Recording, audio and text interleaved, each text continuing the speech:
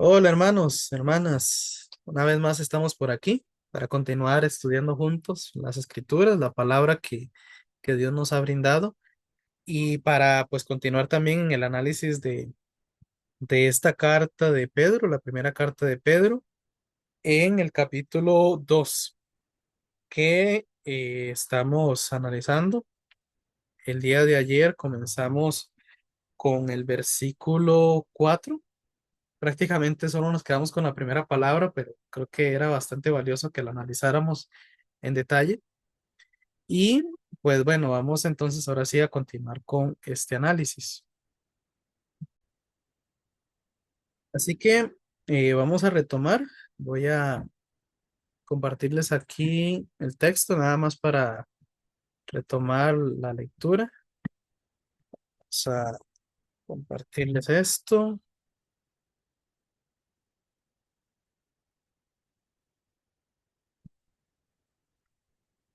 Y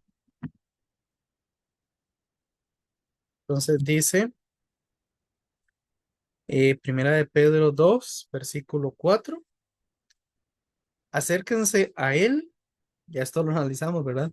Acérquense a él, a la piedra viva que los hombres desecharon, pero que para Dios es una piedra escogida y preciosa.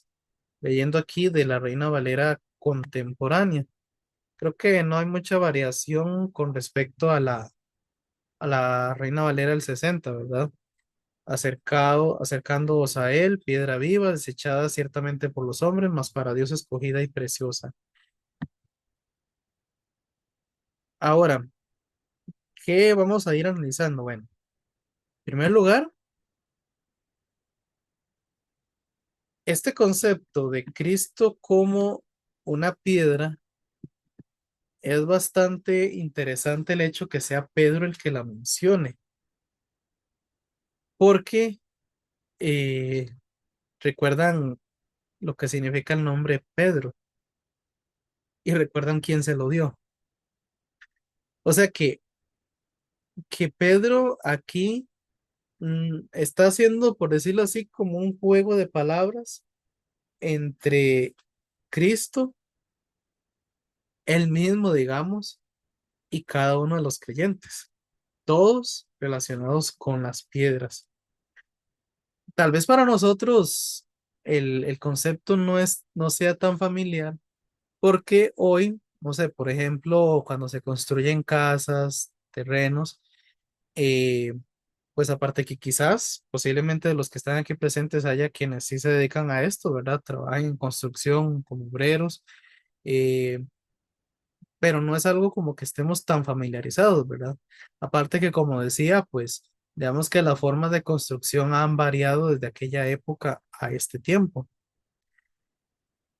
Esta palabra piedra, la que utiliza aquí Pedro, dice, según este comentario de MacArthur, dice que a veces se utiliza esa misma palabra de piedra para referirse no necesariamente a una piedra de construcción, una piedra que se usa en el fundamento de la construcción, sino también para hablar de una piedra que ha sido tallada. Entonces eso es interesante, ¿verdad? Porque no es cualquier piedra. De hecho, no soy experto en ello, pero los que esculpen piedras posiblemente escojan muy bien la piedra que van a pulir para darle forma, ¿verdad? Ahora, otro detalle dice aquí que bueno, por ejemplo, en el Antiguo Testamento sí se encuentra a veces referencias a Dios como una roca. Nada más les menciono aquí la cita por si lo quieren revisar. Deuteronomio 32, versículos 3 y 4. Y hablando de Dios como roca en el sentido que es el fundamento, el cimiento sobre el cual está su pueblo. Entonces ahí pueden ver esa cita hablando de Dios como esa roca. Ahora en el Nuevo Testamento sí encontramos varias veces la referencia a Jesús como la roca. Aquí, en este capítulo, más adelante lo vamos a volver a ver que se le menciona a Jesús como la roca. Y también cuando dice 1 Corintios 10:4, aunque ahí es otro contexto porque ahí hace referencia a Jesús como la roca pero no la roca de fundamento, no la roca de un edificio, sino la roca de la cual salió agua cuando el evento de perdón, se me fue el nombre, es cuando Moisés golpea la piedra para que salga agua y donde fue castigado porque no era la manera en que Dios le había especificado que lo hiciera. Entonces, es otro contexto, pero sigue también siendo una referencia a Cristo como la roca. Aquí, la imagen de Pedro es una piedra que ha sido perfectamente diseñada y tallada para ser la piedra angular, ¿ok? Fue una piedra escogida específicamente para la función y fue completa y perfectamente preparada. No fue una piedra que salió así al azar, no fue una piedra que se encontró ahí escarbando en la tierra, no, una piedra escogida. Esto de la piedra angular, eh, posiblemente aquí los que conocen más de este tema, por ejemplo Henry, creo que tal vez nos puede dar, si él sabe este dato. La piedra angular es o era, no sé qué tanto se sigue utilizando el concepto hoy en día, pero era la piedra que se colocaba en el punto más crítico del fundamento de la casa, porque prácticamente podría decirse que prácticamente todo el peso del resto de la construcción recaía sobre esa piedra. O sea que era vital que esa piedra sostuviera, era vital que esa piedra no fuera cualquier piedra, por eso es que se habla de que es una piedra escogida, porque tenía que ser específicamente para esa función y es una función vital para la construcción. También el hecho de que Pedro nos diga que Cristo es una piedra viva implica el hecho de que no es cualquier piedra. ¿En qué sentido podría estar diciendo que es una piedra viva? Bueno, si en el capítulo 1 nos habló de que Cristo por medio de su resurrección nos hizo más renacer, ¿recuerdan? Puede que esté refiriéndose que Jesús es una piedra viva en el hecho de que efectivamente como resucitó, no está muerto, está vivo y ahora tiene una vida eterna al haber resucitado de los muertos, ¿verdad? Puede que sea en ese sentido cuando está diciendo que Cristo es una piedra viva. Y si esto es así, si eso es a lo que se refiere Pedro cuando habla de la piedra viva, pues creo que va a ser muy valioso cuando veamos el siguiente versículo que dice que nosotros somos piedras vivas. Pero bueno, quedémonos por el momento hablando de Cristo como esa piedra viva que vive y que vive para siempre. Ahora nos dice que, eh, y el otro detalle que agrega este versículo, que aunque Jesús era una piedra escogida y que como sabemos fue escogida desde antes de la fundación del mundo, o sea, su propósito de ser esa, eh, de ser ese fundamento, esa base sólida para el edificio que iba a ser pues, la iglesia, en palabras de Pablo, ¿verdad? Ahí creo que es en Gálatas 2:20 si no estoy mal, no, Efesios 2:20 más bien, cuando dice que edificado sobre el fundamento de los apóstoles y profetas, hablando de la iglesia, ¿verdad? Pero Cristo es la piedra angular de su iglesia. Entonces, aunque ya estaba establecido desde antes de que todo fuera creado, de que esa sería la piedra escogida, dice el texto que esa piedra fue desechada por los hombres. Y creo que sabemos a lo que se refiere, ¿verdad? Importante aquí, otra vez, ver que hay un concepto griego que le da bastante amplitud a lo que está diciendo Pedro. porque nos dice que la palabra desechada dice que significa rechazado después de haber sido examinado o probado.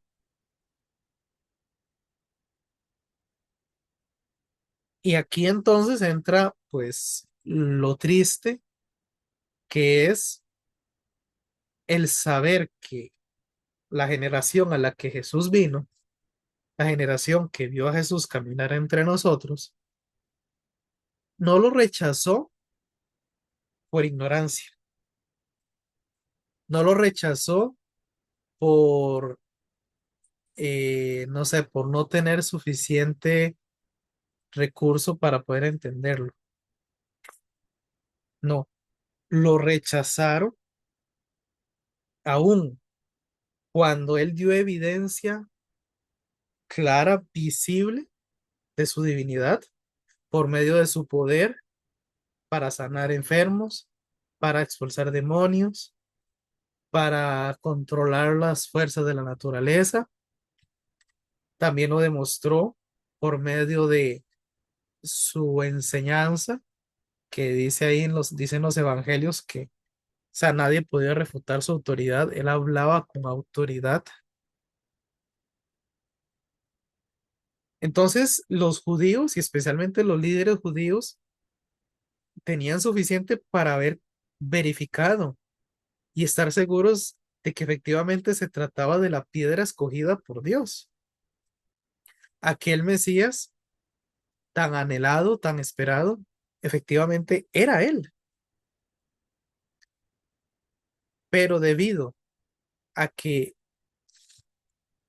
ellos esperaban, tenían otro prototipo, otro modelo de Mesías, analizan a Jesús, lo examinan, lo ponen a prueba, no calza con su concepto de Mesías. Entonces, en lugar de decir, ah, nuestro concepto de Mesías estaba equivocado, este es el verdadero concepto del Mesías, hicieron lo contrario. Lo examinaron, lo probaron y ¿qué hicieron? Desecharlo.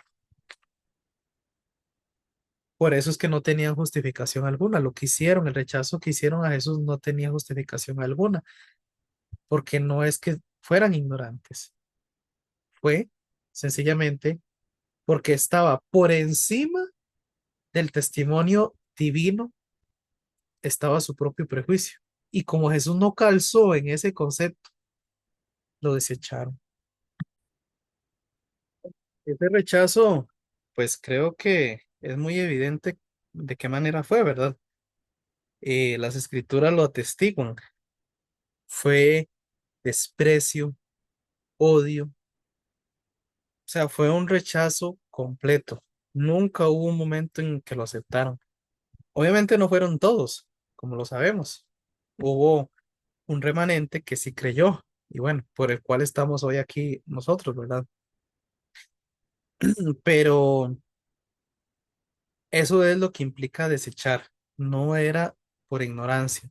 Es aún teniendo evidencia, teniéndolo todo para creer verdaderamente, simplemente decidieron negarse a ver la verdad que tenían adelante.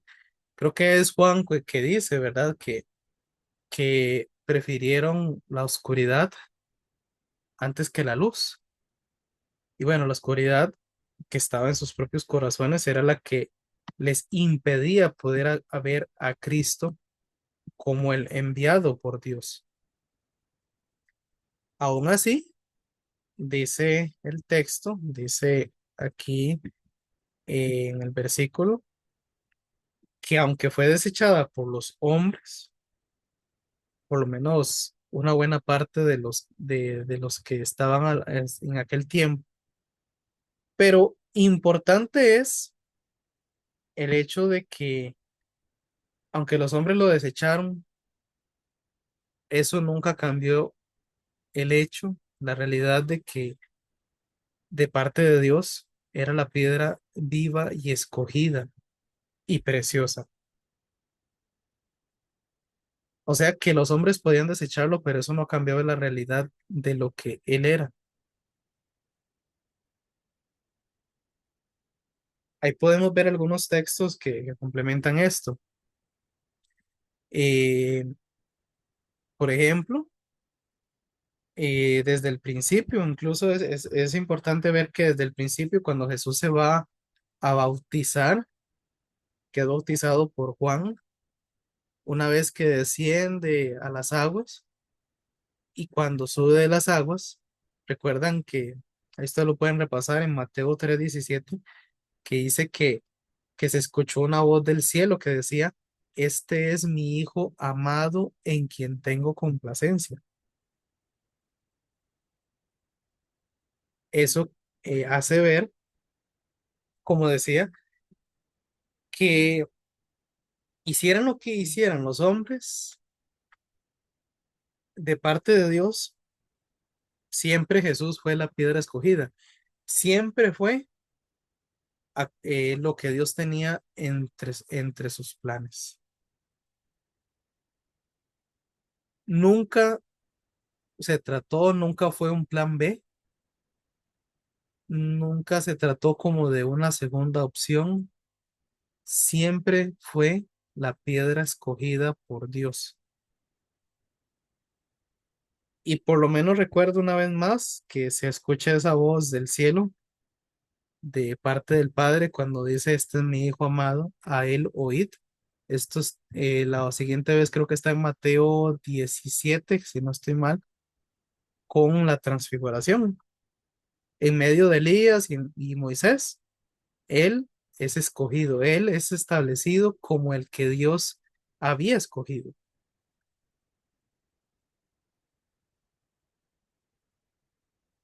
Entonces, ¿qué es lo importante de aquí? ¿Qué es lo que hay que destacar? Bueno, este concepto teológico de que Cristo vino a hacer la voluntad del Padre.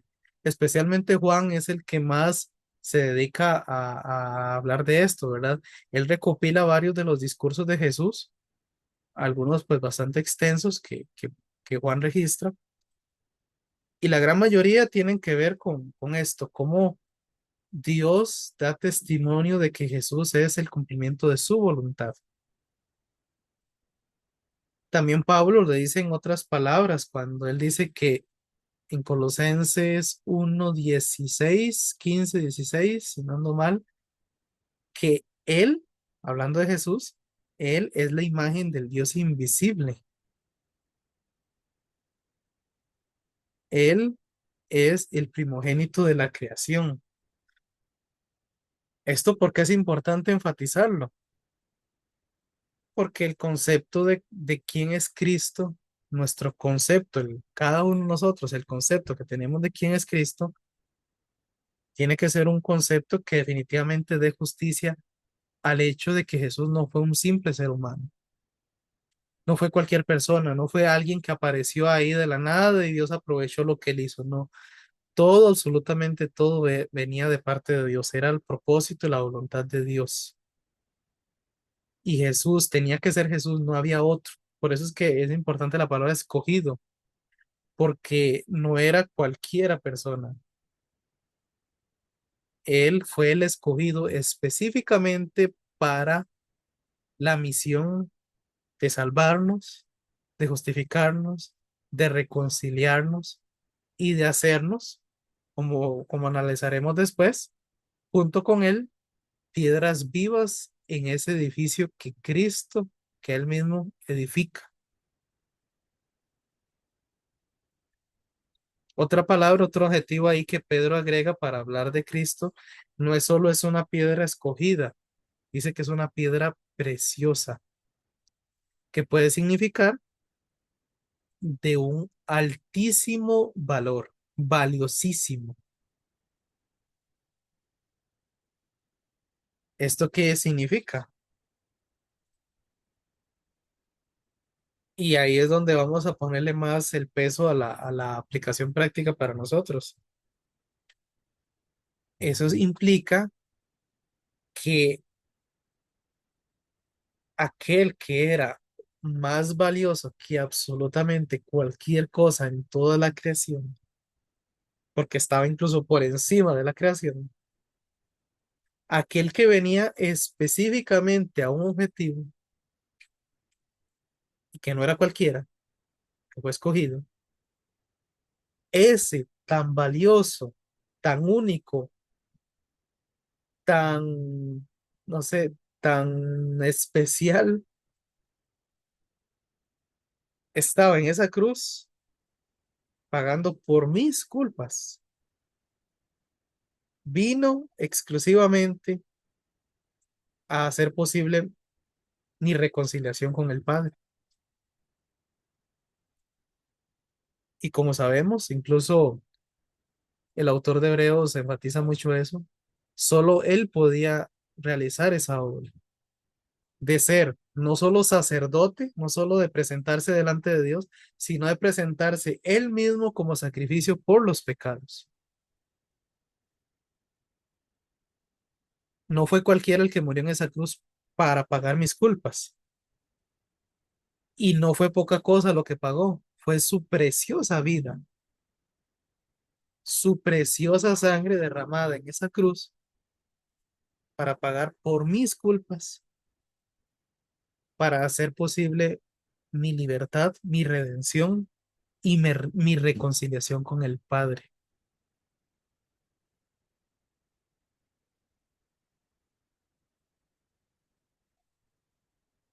Y de esa manera se colocó como la piedra angular, como el fundamento por el cual ahora todo de lo que nosotros ahora somos parte, el reino de los cielos, su iglesia, la comunidad de los salvos, la comunidad eterna que glorifica a Dios,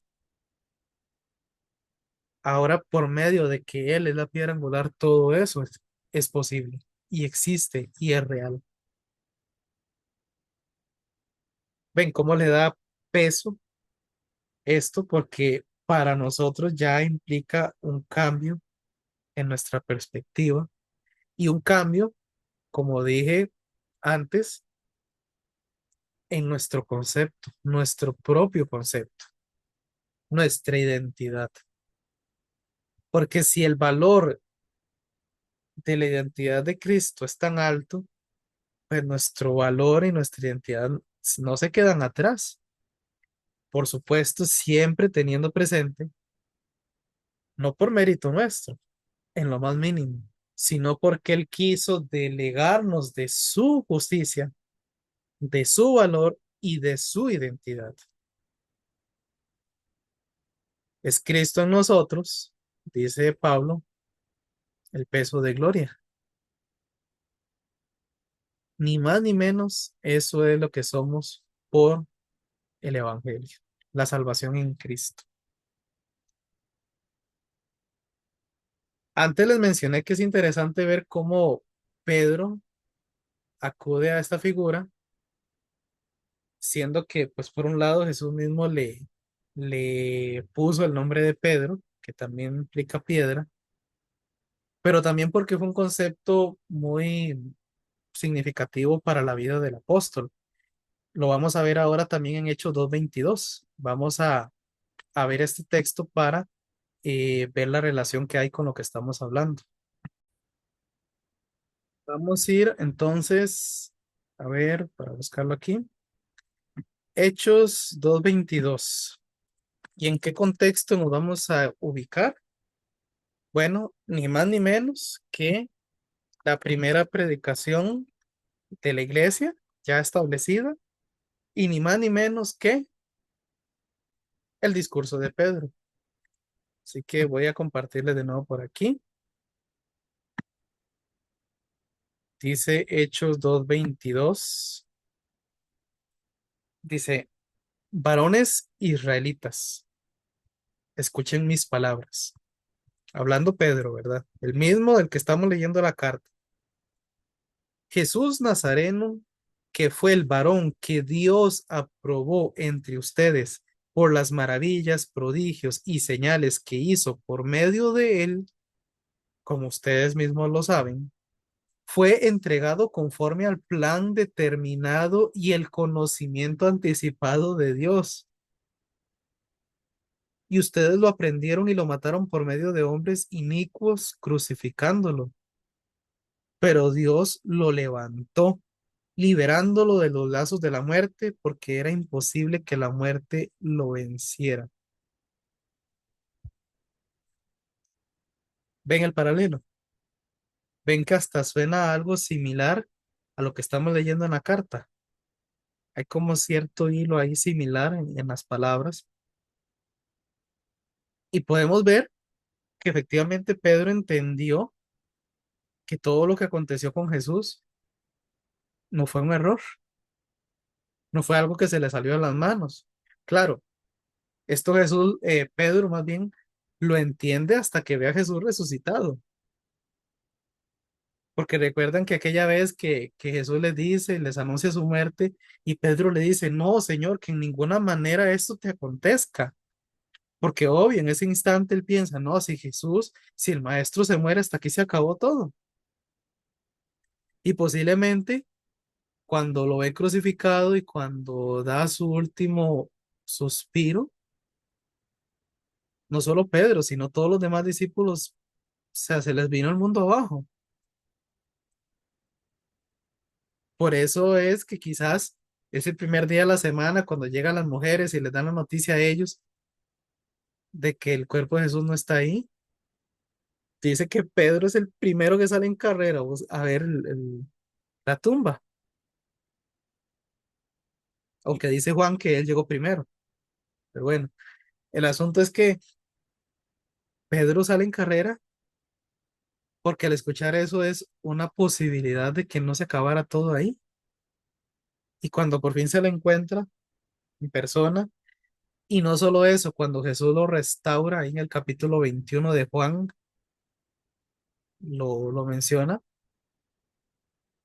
ahí es donde por fin Pedro entiende y se da cuenta, mira, era necesario que el maestro muriera para que resucitara y para que quedara comprobado ya no solo por maravillas, prodigios y señales que hizo, sino por su propia resurrección, quedó comprobado que definitivamente él venía de Dios y que todo esto no fue un error, todo esto fue conforme al plan determinado y el conocimiento anticipado de Dios.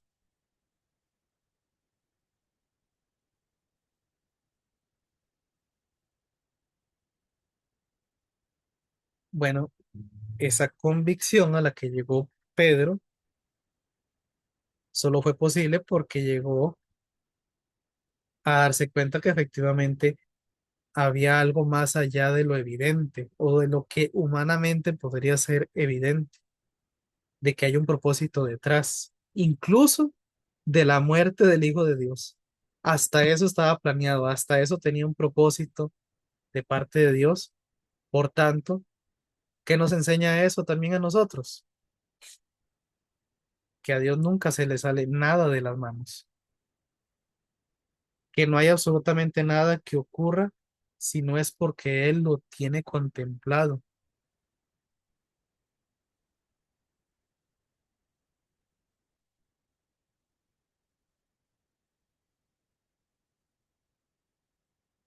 Entonces, ven por qué es valioso pues tener un contexto más amplio, porque vemos, claro, Pedro habla con total propiedad. Pedro sabe de lo que está hablando y por eso explica el cambio rotundo en su actitud, en su humildad, porque se dio cuenta que los propósitos de Dios iban más allá de lo que ellos jamás hubieran creído. En aquel primer momento, cuando Jesús lo llama, según narra, si no mal recuerdo, en Lucas 5, que Jesús hace la pesca milagrosa, ¿verdad? Cuando Jesús le dijo, echa la red, y Pedro le dice, pero si toda la noche hemos pescado, hemos echado las redes y nada conseguimos, pero en tu palabra le echaré.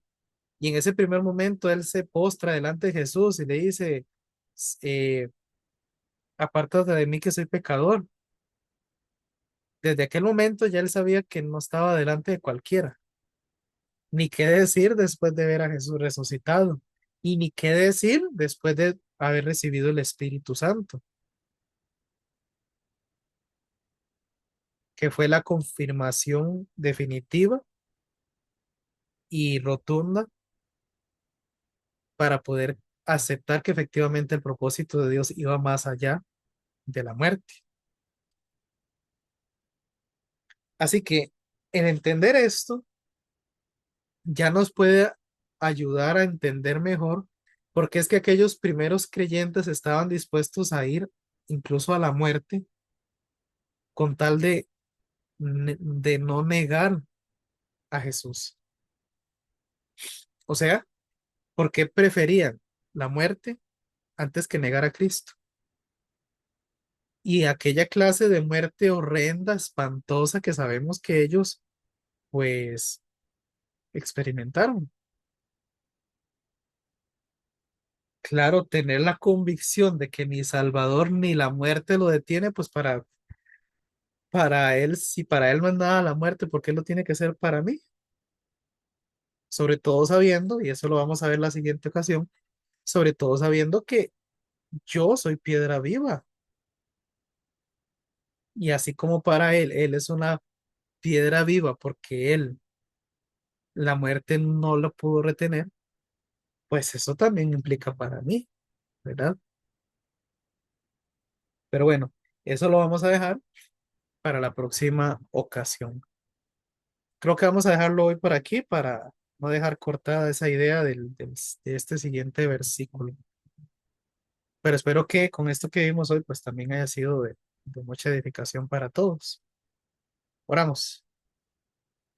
Señor, te agradecemos una vez más por la palabra que nos has hecho llegar y porque a través de esto podemos meditar y de verdad apreciar más el privilegio que hemos recibido en Cristo, lo que se nos ha brindado y pues saber de verdad que es incomparable aquel que murió por nosotros en esa cruz. Ayúdanos de verdad a dedicarnos día con día a apreciarlo, dedicarle lo mejor de nuestros pensamientos, de nuestros actos y nuestra vida. Gracias, Señor, te oramos en Cristo. Amén. Nos vemos, hermanos, Dios mediante, la próxima semana. Tengan muy buenas noches y bendiciones.